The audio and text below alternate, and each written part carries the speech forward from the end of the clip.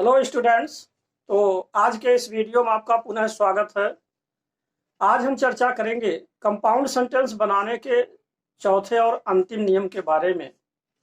तो आइए देखते हैं, जिसका नाम है इलेटिव कंजंक्शन। तो इलेटिव कंजंक्शन का प्रयोग कहाँ होता है और किस प्रकार से ये इलेटिव कंजंक्शन कौन कौन से हैं, तो आइए आज हम इन्हीं के बारे में डिस्कशन करेंगे। तो देखिए, नंबर 4 है इलेटिव कंजंक्शन, जिसका हिंदी में अर्थ होगा परिणाम बताने वाले संयोजक। अब इसमें जैसे सो माने इसलिए, देयरफॉर माने अतः, दस का मतलब होता है इस प्रकार। और भी इसमें कंजंक्शंस हैं, जैसे मान लीजिए आपका एज है, हेंस है, फार है, इसीलिए हमने ईटीसी लिख दिया है। और भी कंजंक्शंस हैं। तो इलेटिव कंजंक्शन का मतलब है परिणाम बताने वाले संयोजक। अब इनका प्रयोग कहाँ होता है? ऐसे कंजंक्शन का प्रयोग हम तब करते हैं जब एक वाक्य दूसरे वाक्य का परिणाम हो। कहने का मतलब ये इसका कंडीशन है कि जो यहां पर आप समझिए ये कंडीशन है, कंडीशन, यह आपका कंडीशन है। और कंडीशन क्या है? ऐसे कंजंक्शन का प्रयोग तब किया जाता है या हम तब करते हैं जब एक वाक्य दूसरे वाक्य का परिणाम हो, ये कंडीशन है। तो अब आइए देखते हैं एग्जाम्पल से। पहला उदाहरण है कि God is merciful, he feeds even the helpless, यानी कि ईश्वर दयावान है और वह यहाँ तक कि जो असहाय लोग हैं उनकी भी मदद करता है, उन्हें भी भोजन कराता है। तो यहाँ पर देखिए, यह जो है दूसरा जो वाक्य है, यहाँ पहला वाक्य है कि ईश्वर दयावान है, तो इसका परिणाम क्या है कि वह असहाय लोगों को भी भोजन कराता है। दूसरा है स्टडीड इन लंदन, वह लंदन में अध्ययन किया। ही बिकम साइंटिस्ट, और वह एक वैज्ञानिक बन गया। तो वह लंदन में पढ़ा, तो इसका परिणाम हुआ कि वह एक वैज्ञानिक बन गया। तो ऐसी स्थिति में हम सो यानी इसलिए की अंग्रेजी सो लगा सकते हैं और अतः की अंग्रेजी देयरफॉर लगा सकते हैं। तो पहले उदाहरण में आप देख रहे हैं, लिखा है God is merciful, he feeds even the helpless. इसको जब जोड़ेंगे तो God is merciful so he feeds even the helpless. ईश्वर दयावान है, इसलिए वह यहाँ तक कि असहाय लोगों को भी भोजन कराता है। और दूसरा उदाहरण है स्टडीड इन लंदन, वह लंदन में अध्ययन किया। ही बिकम अ साइंटिस्ट, और वह एक साइंटिस्ट यानी वैज्ञानिक हो गया। यानी कि ही स्टडीड इन लंदन, वह लंदन में अध्ययन किया। देयरफॉर माने अतः, ही बिकेम अ साइंटिस्ट, वह एक वैज्ञानिक बन गया। तो इस तरीके से हम इलेटिव कंजंक्शन का प्रयोग करते हैं। तो ये था आपका नंबर 4 पॉइंट। जैसा कि आपको मालूम है, कंपाउंड सेंटेंस बनाने के निम्न 4 नियम थे। जैसा कि पहला आपको कम्युलेटिव कंजंक्शन बताया गया, दूसरा अल्टरनेटिव, तीसरा एडवर्सेटिव, और ये चौथा और अंतिम जो नियम है जिसको आप कहेंगे इलेटिव कंजंक्शन। तो इन्हीं लोगों के द्वारा हम कंपाउंड सेंटेंस बनाते हैं। यही मुख्य 4 नियम हैं। परंतु इसके बावजूद भी इसमें एक कुछ नोटेबल पॉइंट हैं, कुछ नोट हैं, हम आपको इसके बारे में भी बताना चाहते हैं। तो आइए अब देखते हैं अगला पॉइंट, नोट के बारे में। तो देखिए नोट में क्या है। जैसे इसमें नोट में लिखा, कभी कभी रिलेटिव प्रोनाउन या रिलेटिव एडवर्ब के द्वारा भी कंपाउंड सेंटेंस बनाया जाता है। और आगे कहा जा रहा, जब इसका अर्थ एक सतत भाव के रूप में हो। सतत भाव का मतलब ये हो गया कॉन्टिन्यूटिव, आप कह सकते हैं सेंस, कॉन्टिन्यूटिव सेंस, सतत भाव। कहने का अभिप्राय यह है कि रिलेटिव प्रोनाउन के द्वारा भी और रिलेटिव एडवर्ब के द्वारा भी कंपाउंड सेंटेंस कभी कभी बना दिया जाता है। अब कैसे? जैसे एग्जांपल्स को आप देखिए। पहला उदाहरण लिखा है कि I met Raju, he gave me a 10 rupee note.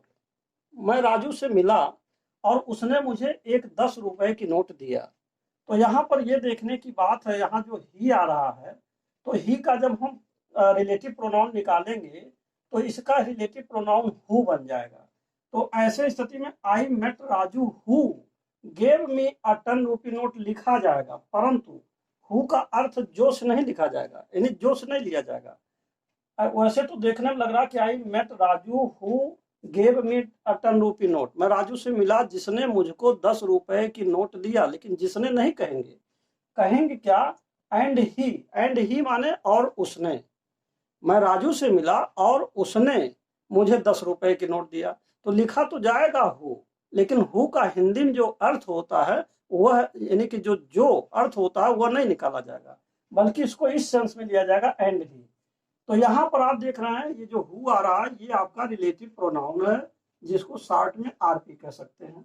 इसी प्रकार उदाहरण नंबर 2 है, I visited Delhi, it is the capital of India.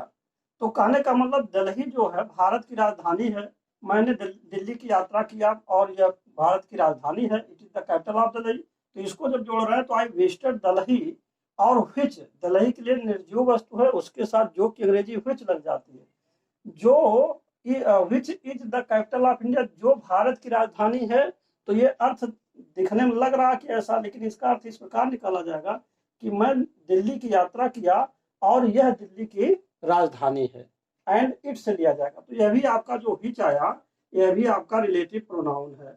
यानी कहने का मतलब यह है कि जैसा कि इसके बारे में सिंटैक्स में डिटेल्स बताया जा चुका है, और कि अगर कोई रिलेटिव प्रोनाउन है तो जिसमें हु जब आता है तो किसी सजीव के आने पर हु लगाते हैं, और निर्जीव वस्तुओं के, निर्जीव चीजों के आने पर जो कि अंग्रेजी व्हिच लगाई जाती है।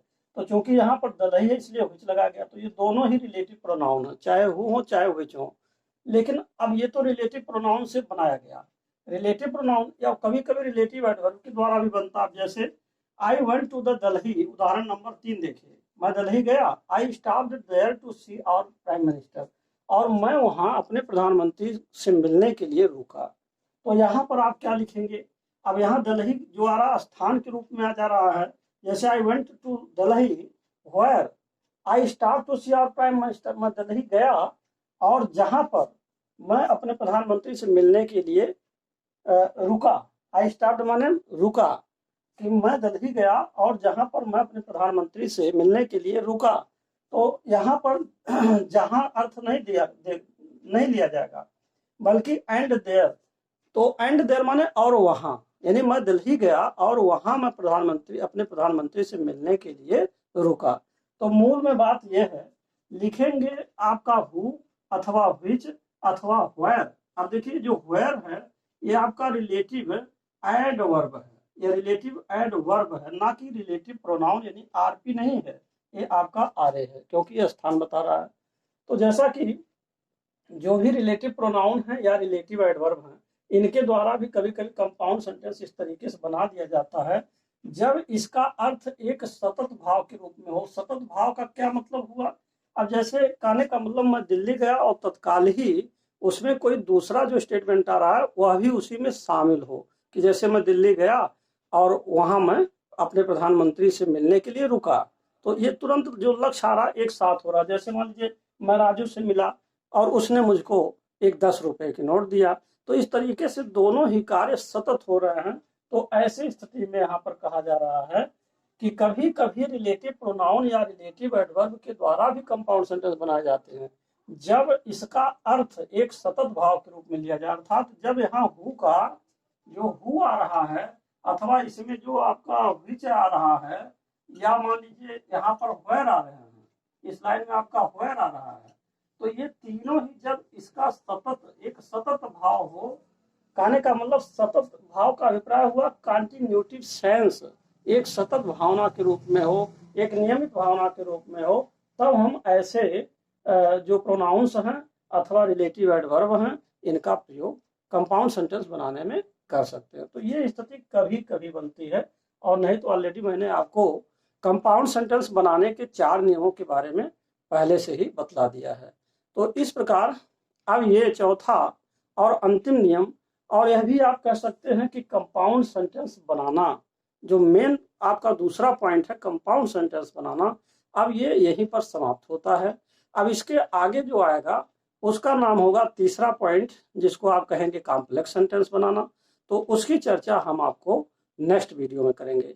तो अब मैं आशा करता हूं कि आपको कंपाउंड सेंटेंस बहुत ही इजी तरीके से समझ में आ गया होगा, और इसी आशा के साथ मैं आपसे यही कहूँगा कि कृपया मेरे चैनल को सब्सक्राइब अवश्य कर दें, साथ ही साथ बेल आइकन भी प्रेस कर दें, और जिससे कि जो भी नए नए वीडियोज हैं वह आप तक उसका नोटिफिकेशन पहले पहुंच सके और आप उसका समुचित लाभ भी उठा सकें। And finally, thanks for watching.